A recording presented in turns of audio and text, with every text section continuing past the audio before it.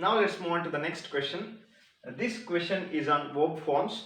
There is an incomplete sentence. We have to complete the sentence by filling the appropriate tense form of the verb in this blank. There are four options. We have to choose one among them and fill in this blank.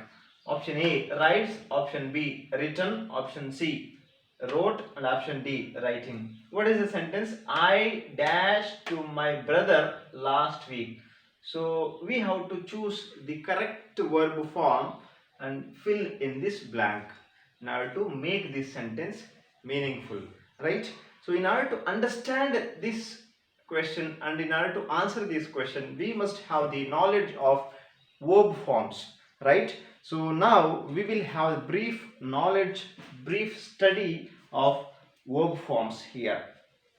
See, every verb in English has different forms. So we have present tense form, that is also called as V1 form. We have past tense form, it's also called as V2 form. We have past participle form, V3 form, and ing form. So if you take any verb, every verb has these forms. If you take the verb attend, it has various forms. So it has attends, attended, attended, attending. If you take the verb speak, it has various forms like speaks, spoke, spoken, speaking. If you take the verb sell, it has various forms.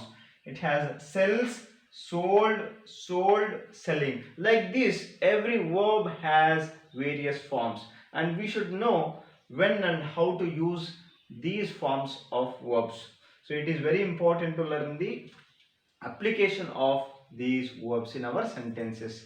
Now if you take this V1 form, if you take the V1 form, these verbs are used to talk about the actions which happen on regular basis, on usually whatever works that happen usually and on a habitual basis, we use V1 form, right?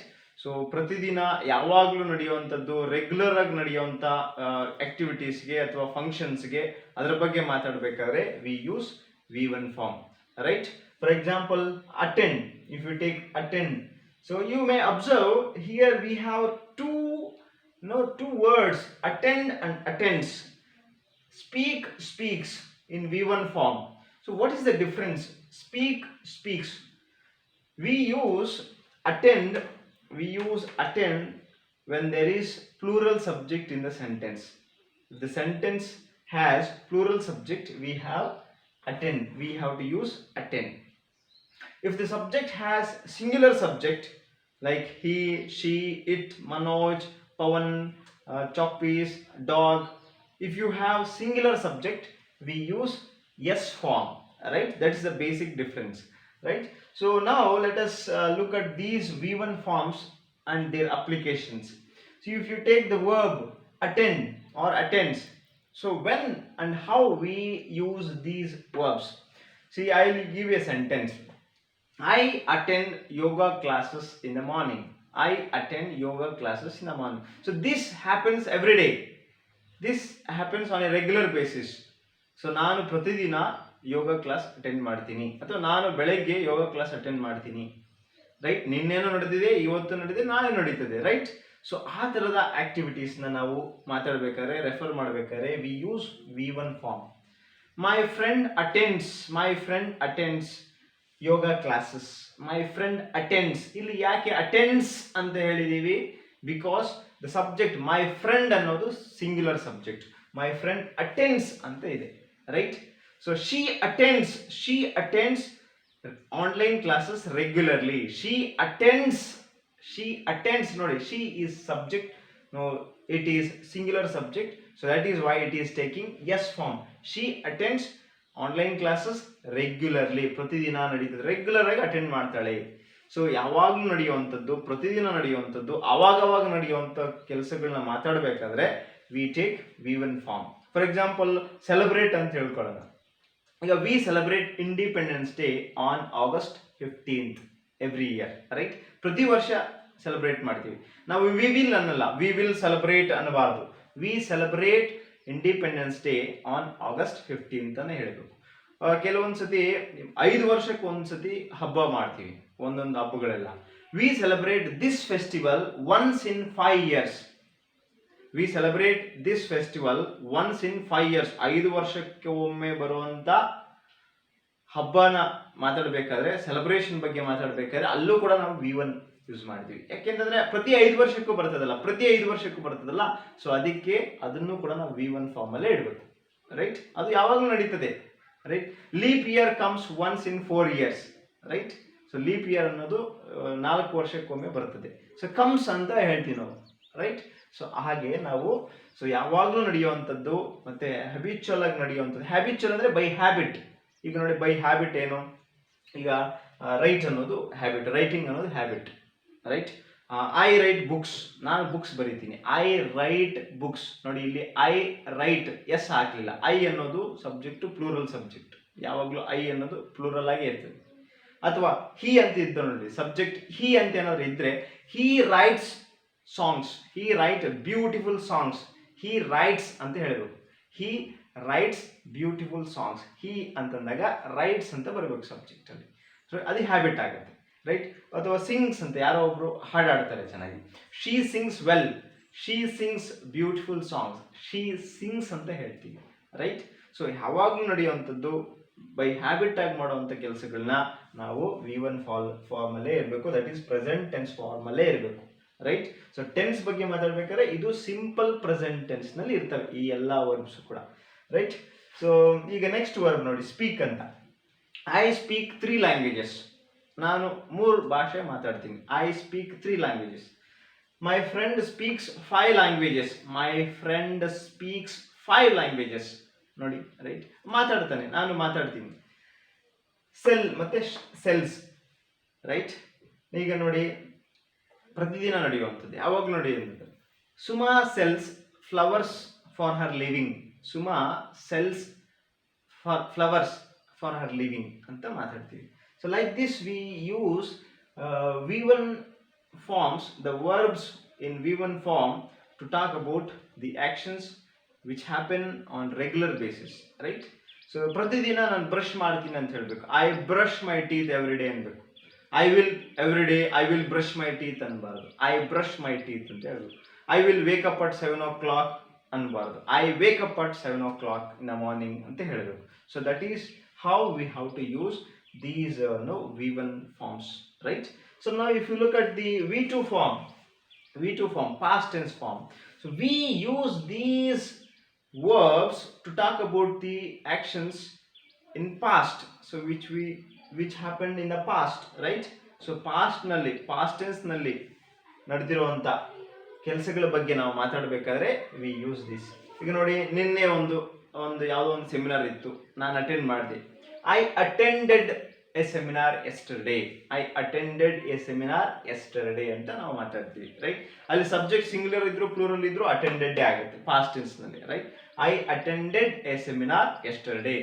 She attended a seminar yesterday ಅಂತ ಹೇಳ್ತೀವಿ. Right, she attended my class ಅಂತ ಹೇಳ್ತೀವಿ. So spoke ನಾನು ಮಾತಾಡಿದೆ. No, I spoke to the principal. I spoke to the principal. ನಾನು ಪ್ರಿನ್ಸಿಪಲ್ಗೆ ಮಾತಾಡಿದೆ, principal ಜೊತೆ ಮಾತಾಡಿದೆ. Right, now she spoke well in the program. Programme ನಲ್ಲಿ ಚೆನ್ನಾಗಿ ಮಾತಾಡಿದ್ಲು. she spoke well in the program. ನಿನ್ನೆ ಒಂದು ಪ್ರೋಗ್ರಾಮ್ ಇತ್ತು, ಆ ಪ್ರೋಗ್ರಾಮ್ ನಲ್ಲಿ ಅವಳು ಚೆನ್ನಾಗಿ ಮಾತಾಡಿದ್ಲು. she spoke well in the program ಅಂತ ಹೇಳ್ತೀವಿ. Right, so sold. ನೋಡಿ, ಐ ಸೋಲ್ಡ್ ಮೈ ಕಾರ್. ನಾನು ನನ್ನ ಕಾರ್ನ ಮಾರ್ಬಿಟ್ಟೆ. ಐ ಸೋಲ್ಡ್ ಮೈ ಕಾರ್ ಅನ್ನೋದನ್ನ ಇಲ್ಲಿ ನಾವು ನೋಡ್ಬೋದು. ಸೊ ಇದು ನೋಡಿ, ಗ್ರೋಸ್ ಪ್ರೆಸೆಂಟ್ ಟೆನ್ಸ್ ನಲ್ಲಿ, ಅಂದ್ರೆ ಯಾವಾಗಲೂ ನಡೀತದೆ. ವಿ ಗ್ರೋ ವೆಜಿಟೇಬಲ್ಸ್, ನಾವು ತರಕಾರಿ ಬೆಳಿತೀವಿ, ಯಾವಾಗಲೂ ನಡೆಯುವಂಥ ಕೆಲಸ ಅದು. ಸೊ ವಿ ಗ್ರೋ ಅಂತ ಯೂಸ್ ಮಾಡ್ತೀವಿ. Grows, my father grows flowers. My father grows flowers, ನಮ್ಮ ತಂದೆ ಹೂ ಬೆಳಿತಾರೆ ಅಂತ ಅರ್ಥ ಬರ್ತದೆ. ಗ್ರೀವ್, ಲಾಸ್ಟ್ ಇಯರ್ ನಾವು 5 varieties ಆಫ್ ಫ್ಲವರ್ಸ್ ನ ಬೆಳೆದಿದ್ವಿ. Right, past tense. ಆವಾಗ ನಾವು ಇದನ್ನ ಬಳಸಬೇಕು. We grieve 5 varieties of flowers last year ನಾವು 5 ವೆರೈಟಿನ ಹೂ ಬೆಳೆದಿದ್ವಿ. We grieve we grieve 5 varieties of flowers ಅಂತ ಮಾತಾಡ್ತೀವಿ, ರೈಟ್? ಹಾಗೆ so wrote, I wrote a letter to the principal. I wrote a letter to the principal, ನಾನು ಒಂದು ಪತ್ರ ಬರೆದೆ ಪ್ರಿನ್ಸಿಪಲ್ಗೆ, right? I wrote a beautiful poem, ನಾನೊಂದು ಪದ್ಯ ಬರೆದೆ, ರೈಟ್? ಹೀಗೆ. ಸೊ ಇಲ್ಲಿ ಇದಾದ್ರೆ ಐ ರೈಟ್ ಪೋಯಮ್ಸ್, ಯಾವಾಗಲೂ ಬರೆಯೋದು ನಾನು ಬೈ ಹ್ಯಾಬಿಟ್, ನಾನು ಪೋಯಮ್ಸ್ ಬರೀತೀನಿ. Writes, she writes beautiful songs, ಅವಳು ಬ್ಯೂಟಿಫುಲ್ ಆಗಿರುವಂಥ ಸಾಂಗ್ಸ್ ಬರೀತಾಳೆ, ಅದು ಹ್ಯಾಬಿಟ್, ನಡೀತದೆ, ಯಾವಾಗಲೂ ನಡೀತದೆ. ಇದು ಪಾಸ್ಟಲ್ಲಿ ನಡೆದಿದೆ, right? No, he wrote a letter to the prime minister, ಅವನು ಪ್ರೈಮ್ ಮಿನಿಸ್ಟರ್ಗೆ ಒಂದು ಪತ್ರ ಬರೆದ ಅಂತ ಬರ್ತದೆ. So that is how we use these V2 forms in our sentences. Now if you look at the V3 form, that is past participle form, right? V3 form. See here, speak, spoke, spoken. Spoken is V3 form. Here attend, attended, attended is V3 form, right? So ಈ V3 forms ನಾವು ಯಾವಾಗ ಬಳಸ್ತೀವಿ ಅಂತಂದ್ರೆ perfect tense ಅಲ್ಲಿ ಬಳಸ್ತೀವಿ.